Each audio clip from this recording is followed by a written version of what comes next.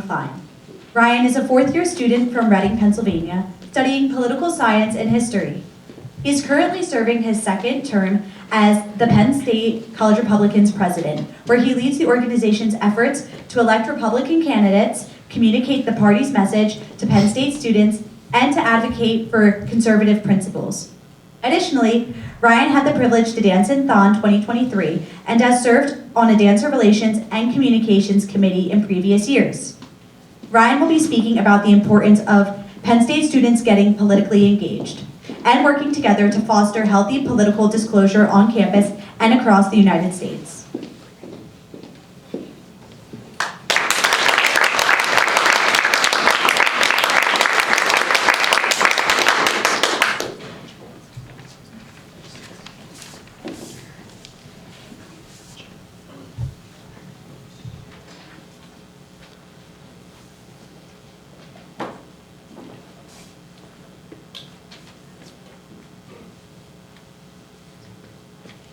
Good evening, everyone.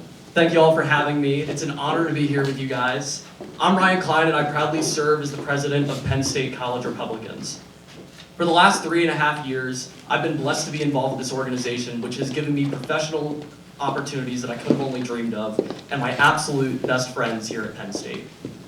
It's through this organization that I've had the privilege and opportunity to meaningfully contribute to our civic culture here at Penn State. And that's what I'm here to talk to you all about tonight. Why we as Penn Staters ought to get politically engaged, and why we ought to have better, more reasonable, more productive conversations with one another. Now, before I get into all that, I'd like to tell you all a little bit about myself and my journey in politics. You might think that when you see me around campus, in my suits, looking the way that I do, that I started my education in some Ivy prep school, or that I come from some kind of an elite background. Well, I grew up in Reading, Pennsylvania. For the majority of my childhood, my mom was a stay-at-home mom.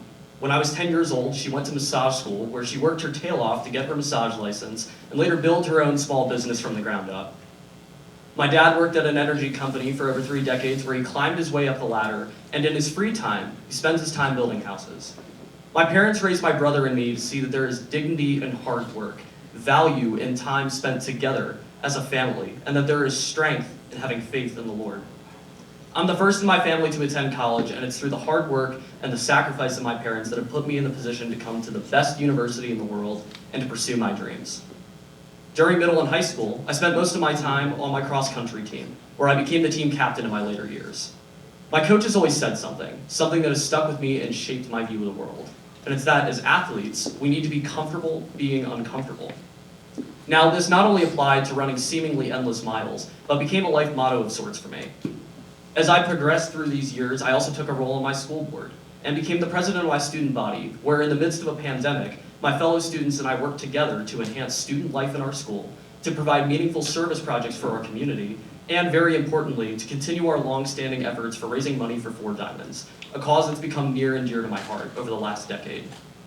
All of these experiences, roles, and responsibilities taught me valuable life lessons and reinforced that I felt most comfortable and natural in positions of leadership, in places where I felt that I could positively impact the lives of those around me. By the time I was preparing to leave high school and go to college, I felt that all these experiences prepared me for one avenue: teaching. As a lifelong history buff and someone who felt comfortable in positions of leadership and mentorship, teaching felt like a natural career choice for me. The COVID-19 pandemic changed this. During the pandemic, watching the news felt like the only thing I could do to make the days pass. In this time, I became interested in government and formed strong opinions on a wide array of issues. In my own life, I watched the small business that my mom built from the ground up crumble. I watched my teachers and my coaches, the mentors who believed in me and my fellow students, be relegated to a box on a screen, unable to truly touch the lives of those around them. Most of all, I, like everyone else in this country, watched as our leaders pursued division over unity and fear-mongering over solutions.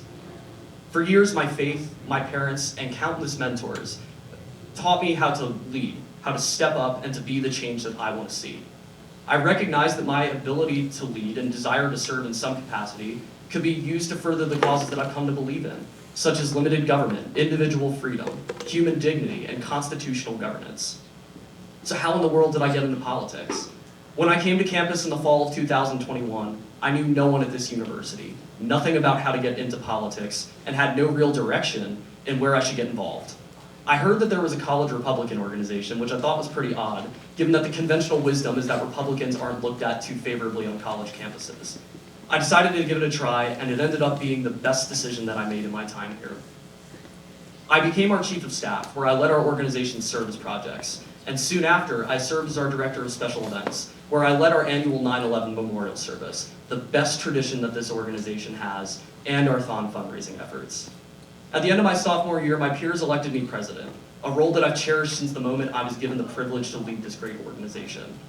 Over the last 2 years, we've become a leading voice for college Republicans across the nation. We worked with the president's team to have a rally in the Bryce Jordan Center in October. We knocked on thousands of doors across the Commonwealth to help put Senator McCormick in office. We appeared on national television to make the case to young Americans everywhere on why they ought to vote for our ticket. And we launched a conference of our own, where we've given college students the opportunity to engage with and learn from their elected officials. Over the last 2 years, our mission has been simple. We've worked tirelessly to make Republican students feel that they have a home and a voice here at Penn State, and to give everyone that calls our campus home the opportunity to access and hear from office holders and candidates at every level. As we've campaigned across Pennsylvania, and especially here at Penn State, one thing has stuck out to me, and it's that a sizable amount of our generation is disgruntled and apathetic when it comes to politics. Here at Penn State, we are at the largest college campus in an important swing county in America's quintessential swing state. As Penn Staters, the power to swing a county and even an entire Commonwealth could very well fall on our shoulders. While we've seen positive developments in the youth vote across the country and in voter turnout on campus, the work is far from finished. As student leaders here in this room, it is our responsibility to encourage our peers to get off the sidelines, register to vote, and informed on their choices on the ballot each November. In our republic, your vote is your voice, because democracy isn't a spectator sport. As Penn Staters, we hold both the privilege and the responsibility of shaping the future through our votes, influencing not just Pennsylvania, but the entire nation.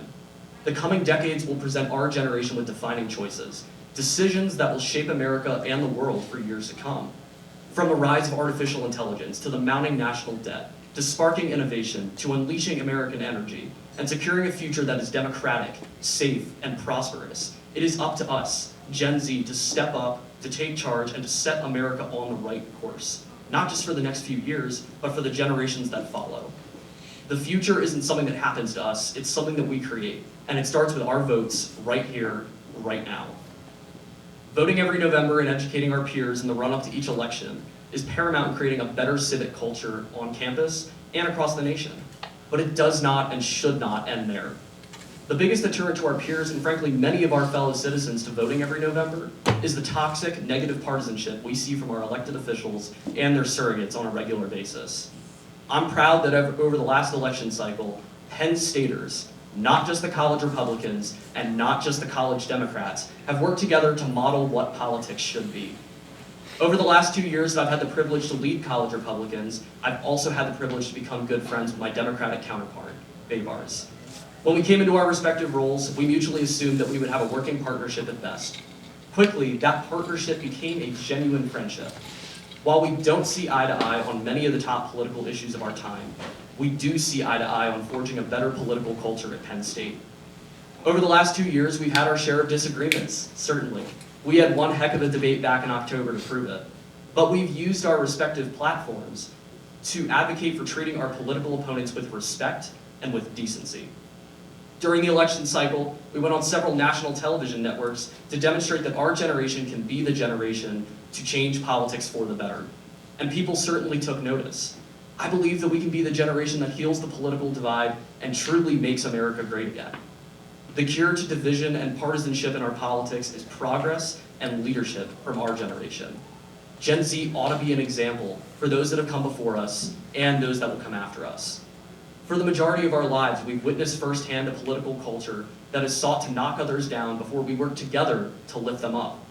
Here at Penn State, we provided a blueprint that our generation and our nation ought to follow in fostering better political conversations for the betterment of our great country. Imagine a campus and a world where we can learn from each other, where we can sit across the table from each other, where we can have reasonable conversations with each other.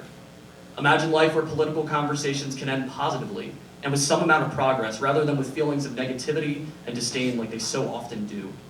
Your fellow college student and your fellow American aren't your enemy. As Penn Staters and as Americans, we share far more in common than what we don't. And if we work together, we can lead the way in approaching politics with more civility and more progress. Thank you, and God bless you all.